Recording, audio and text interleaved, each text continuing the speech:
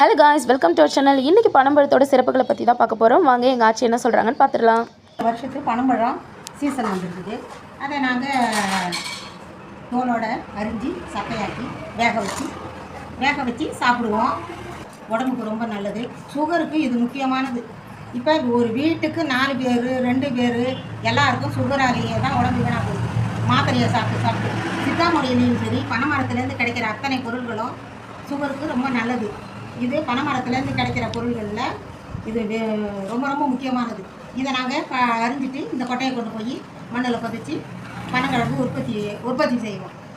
உற்பத்தி செய்து அந்த பனங்கிழங்கு அதை விட ரொம்ப நல்லது. மண்ணுக்குள்ளே இருக்கிற பொருள் கிழங்கு வகைகள் எதுவும் சுகருக்கு சாப்பிடக்கூடாதுன்னு சொல்லுவாங்க.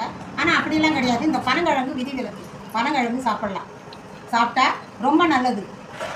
பனைமரத்துலேருந்து கிடைக்கிற பொருள், பனைமரம் மட்டும் வைரம் கிடையாது. வைரம் வாஞ்ச மனிதர்கள் மாதிரி ஆகலாம். பனைமரத்துலேருந்து கிடைக்கிற பொருள் அவ்வளோ நல்லது.